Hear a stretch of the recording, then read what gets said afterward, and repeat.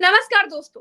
लोगों को लगता था कि नरेंद्र मोदी भैंस और मंगलसूत्र से ज्यादा और कुछ नहीं बोलेंगे, वो यहीं तक सीमित रहेंगे। लेकिन नरेंद्र मोदी जी ने लोगों को निराश नहीं किया। वो बोले, राजनीति में और भी ज्यादा नीचे गिरते हुए बोले कि वो आपकी बेटियां छीन लेंगे, इसीलिए भाजपा को वोट करना है। पूरी भाजपा महाराष्ट्र से शिफ्ट होकर के झारखंड पहुंच गई है। आखिर क्यों? क्या झारखंड में बीजेपी को हार दिखने लगी है, या फिर झारखंड बीजेपी को इसलिए चाहिए क्योंकि वो उद्योगपतियों के लिए सोना उगलने वाला राज्य है? आखिर महाराष्ट्र से फोकस हटाकर भाजपा झारखंड में क्यों आ गई है और नरेंद्र मोदी अपने ही बनाए हुए रिकॉर्ड से नीचे क्यों गिर जाते हैं? इस पर बात करेंगे वरिष्ठ पत्रकार और राजनीतिक विश्लेषक अशोक वानखेड़े सर से। अशोक सर, कैसे हैं आप? बढ़िया हूँ। अशोक प्रज्ञा। सर, नरेंद्र मोदी जी पहले तो बोलते थे मंगलसूत्र छीन ले जाएंगे, भैंस छीन ले जाएंगे। अब कह रहे हैं कि वो आपकी बेटियां छीन ले जाएंगे, इसलिए भाजपा को वोट करना है। आप कैसे देख रहे हैं सर इसे? एक प्रधानमंत्री अपने मुझे वर्ग के नागरिकों को दूसरे वर्ग के नागरिकों से डरा रहे हैं, कैसे देख रहे हैं नहीं, आप? मुझे लगता है प्रधानमंत्री अपने बेबसी बता रहे हैं। हमारे देश में जो फेडरल स्ट्रक्चर है प्रज्ञा, हम्म। उसमें ये प्रावधान है, यदि झारखंड की बेटियां लोग उठा उठा के लेके जाने लगे तो झारखंड में लॉ एंड ऑर्डर के नाम पे आप सरकार बर्खास्त कर सकते हैं, हम्म। राष्ट्रपति शासन लागू कर सकते हैं। ये कोई स्टोन एज नहीं है, गुफाओं में लोग रहते थे और कोई भी किसी की महिला को उठा के ले जाता था। कितनी बेटियां उठी है झारखंड में आज तक, जरा बताएं, आंकड़ा बताएं। हम्म। प्रधानमंत्री डरा किसको रहे? ये जो बार बार नरेशन दे रहे ना, बटेंगे तो कटेंगे, हम्म। जी। ये नरेशन का सही मायना ये है, आप बटोगे तो हम हटेंगे। ना हम्म। हटने की जिद है, सीट पे बैठे रहने की जिद है। एक आदिवासी मुख्यमंत्री, इस देश में एक आदिवासी मुख्यमंत्री था, उसे 5 महीने बेवजह जेल में सड़ाया आपने लोकसभा चुनाव के मद्देनजर। बेवजह इसलिए मैं कह रहा हूं कि सर्वोच्च, जब उच्च न्यायालय ने उनको जमानत दी तो जमानत की उस निर्णय पे जो टिप्पणियां हुई है, उसमें कहा है कि ये 8.5 एकड़ जमीन का क्या लेना देना भाई इस मुख्यमंत्री से, हेमंत सोरेन से। क्यों अरेस्ट कर लिया उसने, आपने जी। उसको? हम्म। मात्र किसी ने एफिडेविट दे दिया तो आपने अरेस्ट कर लिया, उस एफिडेविट की सत्यता नहीं जांच की। तो एक सिटिंग आदिवासी मुख्यमंत्री को आपने यदि 5 महीने जेल में सड़ाया लोकसभा चुनाव के दौरान, ताकि लोकसभा में कुछ फायदा हो जाए, तो ऐसे इंसान यदि ये कहे कि वर्तमान सरकार, एक सोरेन की सरकार आदिवासियों के साथ ज्यादती कर रही है, तो ये बहुत मतलब हास्यास्पद है। हम्म। दूसरी बात, वर्तमान में हमारे देश में योगी से बड़ा हिंदुत्व का झंडा कौन उठाएगा, हम्म। इसकी अभी बहुत बड़ी कंपटीशन चल रही है। पहले योगी भगवा पहन के अकेले ही हिंदुत्व की बात करते थे, अब आसाम के मुख्यमंत्री हेमंत विश्व शर्मा, एक पूर्व में और दक्षिण में पवन कुमार हम्म। जो एक्टर है, और आंध्र प्रदेश में अपनी एक पार्टी चलाते हैं, वर्तमान सत्ता में है वो जो भाषा उपयोग में ला रही है, उस भाषा को देखते हुए लगता है कि इस देश में न्यायपालिका, इस देश में चुनाव आयोग, ये सभी भगवे में रंग गए क्या? ये सभी बीजेपी में हो गए क्या? जब ये बात पिछली बार भी आई थी कि आप ऐसा अप्रचारित कैसा करते हैं। जी। और देखिए, आपने महाराष्ट्र की बात कही, तो चोर और सीना जोरी, चोरी और सीना जोरी इसको कहते हैं। हम्म। हम्म। महाराष्ट्र में झूठा प्रचार आप करें, मंगलसूत्र ले जाएंगे, भैंस खोल के ले जाएंगे, एक फ्लैट ले जाएंगे, कार ले जाएंगे आपकी। जी। और देवेंद्र फडणवीस विपक्ष पे आरोप लगाते हैं कि आप संविधान के बारे में गलत प्रचार कर रहे थे, झूठ प्रचार कर रहे थे। संविधान बदलेगा, ये किसी भी विपक्षी दल के नेता की उपज नहीं है। हम्म। ये आपका दावा था, ये आपके नेताओं का दावा था बिल्कुल। कि 370 आएंगे तो हम संविधान बदलेंगे। अच्छा ऐसा अशोक। ही ये देखिए एक खोखलापन है भाजपा में अभी, हम्म। और ये बौखलाहट है। इस बौखलाहट के चलते ये डायलॉग्स निकलते हैं। ये राजनीति में जो बौखलाहट। छिछोरापन का जो प्रवेश हुआ है, बौखलाहट, हार का डर, हार की हार बौखलाहट। का डर, बौखलाहट, अच्छा अशोक सर, पूरी ये भाजपा, चिंटू नेता से लेकर हम प्रधानमंत्री तक को अगर देखें तो एक ही मुद्दा चल रहा है, बांग्लादेशियों को भगाने का चुनाव पूरी भाजपा लड़ रही है झारखंड में। सर मैं तो झारखंड घूम कर के आई हूँ, लेकिन एक बात मैं जानना चाहती हूँ कि झारखंड में बांग्लादेशी है कहाँ, ये किसी को नहीं मालूम, किसी भाजपा नेता को भी नहीं मालूम कहाँ से आए। ये पता है, ये बोलते हैं कि सीमा पार करके आए हैं, तो सीमाएं तो सब केंद्र सरकार के हाथ में है। क्या केंद्र सरकार इतनी निकम्मी है कि घुसपैठिए बॉर्डर पार कर करके झारखंड में घुसते जा रहे हैं और केंद्र सरकार भजिए तल रही है? मैंने कहा ना, केंद्र सरकार इतनी कमजोर है अभी वर्तमान में कि जेल में बैठा हुआ एक गुंडा लगातार लोगों को धमकियां दे रहा है और बाहर हत्या करवा रहा है। और सरकार मतलब महाराष्ट्र में तो एक सिटिंग विधायक की हत्या हुई और डबल इंजन की सरकार, कुछ नहीं कर सकते, हताश दिख रहे हैं। एक सिस्टम में ये राज कर रहे हैं कि सिस्टम इनके ऊपर राज कर रहा है, समझ में नहीं आ रहा है। कुल मिला के जब आपके पास मुद्दे नहीं होते तो बटेंगे तो कटेंगे, आपकी बेटी उठा के ले जाएंगी, ये आपकी रोटी उठा के ले जाएंगे, आपकी मिट्टी उठा के ले जाएंगे। भैया मिट्टी उठा उठा के तो आप अडानी को दे रहे हो, जहां जहां आपकी सरकारें हैं। जमीन अडानी को दी जा रही है, महाराष्ट्र में दी जा रही है, छत्तीसगढ़ में दी जा रही है। और तो झारखंड तो सोना उगलने वाला राज्य है, सैदा ब्लैक सोना डायमंड उगलने का वाला राज्य राज्य है। झारखंड क्यों चाहिए? झारखंड की जनता का भला करने के लिए नहीं चाहिए, एक उद्योगपति मित्र को खुश करने के लिए चाहिए, उसकी तिजोरी भरने के लिए चाहिए। आज उद्धव ठाकरे ने महाराष्ट्र में बहुत बढ़िया नारा दिया जी। इन्हें कहा कि बटोगे तो कटोगे, उन्हें कहा ना टूटने दूंगा ना लूटने दूंगा। महाराष्ट्र छत्रपति शिवाजी महाराज का महाराष्ट्र है। बाहर के आए के लोग यदि यहाँ टूट तोड़ने बटने और कटने की बात करते हैं तो टूटने भी नहीं दूंगा और लूटने भी नहीं दूंगा। क्योंकि महाराष्ट्र में जो लूट हुई है, जो गुजरातियों को लुटवा लुटवा के दिया है गुजरात को, और अडानी के दरबार में पूरी सरकार जो नृत्य कर रही है, इसे समझ में नहीं आती। ये सरकार अडानी के लिए थी कि जनता के लिए थी?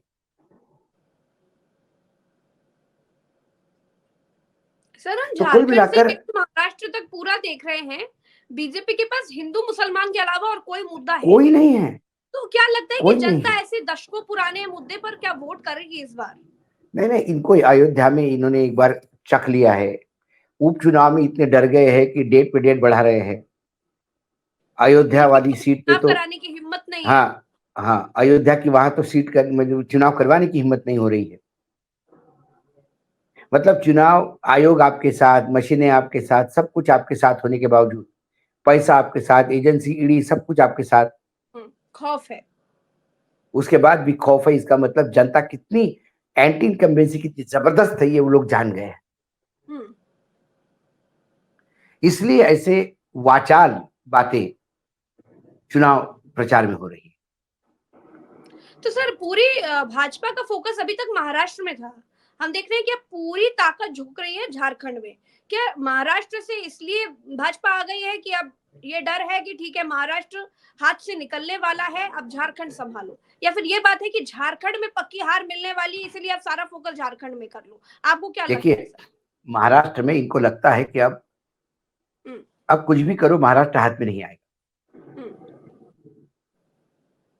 खाई बढ़ गई है। तो इतनी बड़ी खाई पाटना मुश्किल है इनके लिए। तो तीनों पार्टियां जो है एनडीए गठबंधन की आपस में जूतम पंजार चल रही है। जी। कौन बनेगा मुख्यमंत्री, इसीलिए षड्यंत्रों पे षड्यंत्र रचे जा रहे हैं।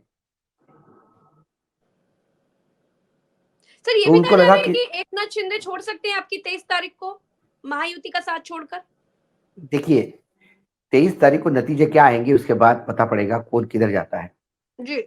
क्योंकि अब महाराष्ट्र में विचारधारा की नाम की कोई चीज रही नहीं। जब कांग्रेस, शिवसेना और शरद पवार एक साथ हो सकते हैं, हम्म। जब अजीत पवार जिनको सबसे ज्यादा भ्रष्टाचार की जिनके खिलाफ मुहिम चलाई, उस अजीत पवार को गोद में लेके आप एनडीए बैठ सकता है। इनके मंत्रिमंडल में ऐसे कितने मंत्री हैं जिनके ईडी के चक्कर है, हम्म। ईडी के रेड वाले लोगों को आप मंत्रिमंडल में लेते हैं।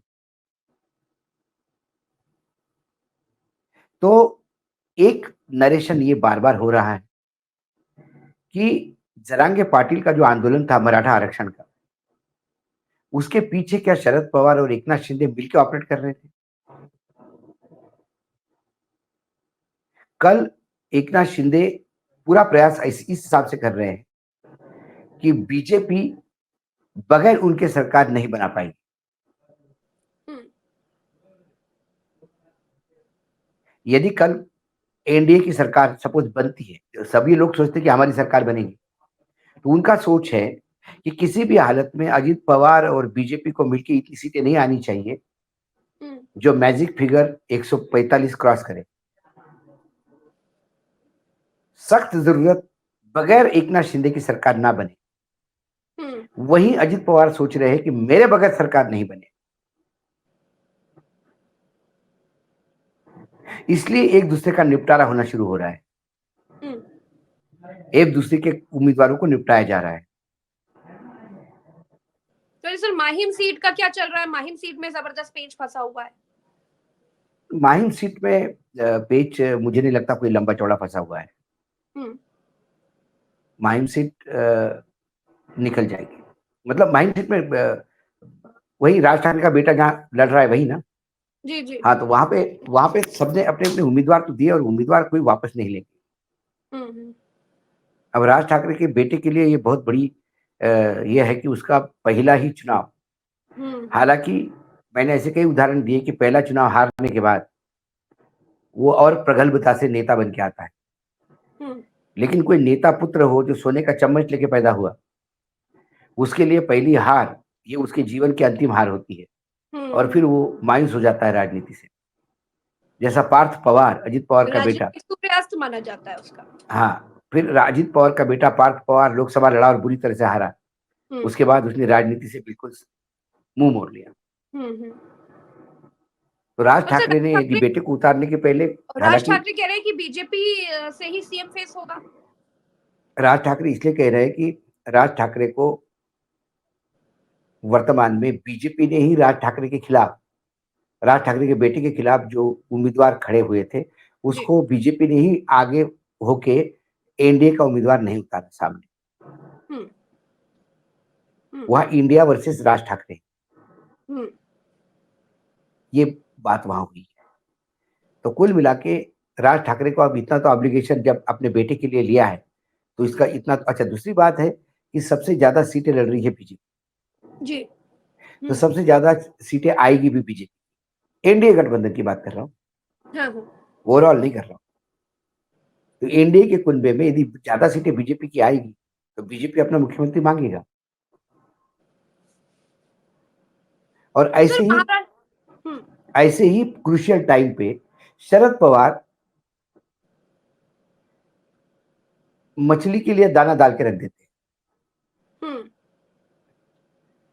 उन्हें एकनाथ शिंदे के लिए दाना डाल के छोड़ दिया है।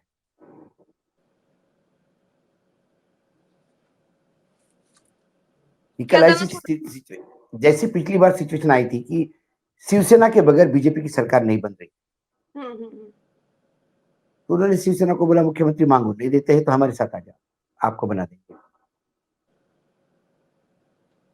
और तो शरद पवार खुद कह रहे हैं कि हम राजनीति से संन्यास ले लेंगे, अब कोई चुनाव नहीं। शरद पवार पहले भी बहुत बार बोल चुके हैं ऐसा कि अब बाकी लोगों को आना चाहिए, लेकिन फिर होता क्या है कि कार्यकर्ताओं के दबाव के आगे फिर राज्यसभा एक बार लेनी पड़ती। हम्म। ये है। तो अभी शरद पवार जी महाराष्ट्र को भी किधर पता है जाता कि हुआ दिख रहा है आपको? जब तक वो एक्टिव राजनीति में है, तब तक ही हम्म, उनके पार्टी का वजूद है। बिल्कुल सही बात है। अभी आपको महाराष्ट्र किधर जाता हुआ दिख रहा है अशोक सर? महाराष्ट्र अभी तो वर्तमान में यदि आज की बात करें तो महाराष्ट्र मुझे महाविकास आघाड़ी, हम्म मतलब इंडिया गठबंधन को एज, काफी एज दिख रहा है। हम्म। हाँ, लेकिन इंडिया गठबंधन में सबसे अच्छा स्ट्राइक रेट की बात कर रहा हूँ, जी। सबसे अच्छा स्ट्राइक रेट रहेगा शरद पवार का, हम्म दूसरे नंबर पे उद्धव ठाकरे का, और तीसरे नंबर पे कांग्रेस का, हम्म क्योंकि कांग्रेस ने एज यूजुअल सीटें बेची है फिर इस हम्म। बार। और सर झारखंड किधर जाता हुआ दिख रहा है आपको? झारखंड बहुत टफ है। प्रज्ञा जी, आप भी खुद जाके आई हैं। हम्म। मैं ऐसा भी नहीं कहता कि इंडिया गठबंधन को क्लियर कट है, नहीं, कांटे की टक्कर है। जी। और यदि छोटे बहुत ही कम मार्जिन से इंडिया गठबंधन आ भी जाता है तो वो सरकार टिकने नहीं देंगे। हम्म जहां बीजेपी का रोल है वहां पे आपको बड़ा मार्जिन के साथ जीत चाहिए। छोटे मार्जिन के साथ जीत होगी तो वो सरकार गिरा देते, तोड़ फोड़ करके फिर सरकार बना लेते। ये हमने 2014 से लेके 2024 तक करीब करीब 12 बार देखा है। तो तो सर झारखंड अभी मुझे कांटे की टक्कर है। महाराष्ट्र में महाविकास आघाड़ी को अभी एज है, जब हम बात कर रहे हैं तब की बात बता रहा हूँ। जी जी जी। सर प्रधानमंत्री नरेंद्र मोदी की जो भाषा है, जिस तरह के उनके भाषण हम सुन रहे हैं, वो वापस से अपनी उसी पुराने ढर्रे पर आ गए हैं। ये क्या देखिए, बता रहा है? आपको भाषा, आपकी भाषा हम्म जो है वो आपकी शिक्षा बताता है। हम्म यदि आप कुपढ़ है तो ये भाषा पे आप आएंगे। मैंने कहा ना कि राजनीति में छिछोरापन लाने का श्रेय 2014 के बाद की राजनीति को ही दूंगा। हम्म इतने निम्न स्तर पे और डंके की चोट पे झूठ बोलना, आईटी सेल से एक्टिवेट करना, झूठ को बहुत ज्यादा प्रसारित करके उसको सच साबित करने का प्रयास करना, ये तमाम बातें 2014 के बाद ही देखने को मिली। फिर वो राहुल का इधर से आलू निकालो उधर से सोना आएगा, ये सारा जो वीडियोज है ये उसी झूठ के एक प्रोपोगंडा है। बहुत बड़ी मशीनरी है इनके पास। तो इसीलिए के झारखंड में पूरा फोकस कर दिया है भाजपा ने कि चलिए महाराष्ट्र हाथ से निकल गया, लेकिन अब झारखंड संभालो गुरु। झारखंड तो समाज है, क्योंकि चलिए बहुत झारखंड बहुत कांटे की टक्कर है। जी जी जी जी। चलिए बहुत बहुत शुक्रिया अशोक सर, समय दिया आपने। दर्शकों का भी बहुत बहुत शुक्रिया। सभी को नमस्कार। चैनल को सब्सक्राइब जरूर कीजिएगा, वीडियो को शेयर कीजिएगा। जय हिंद।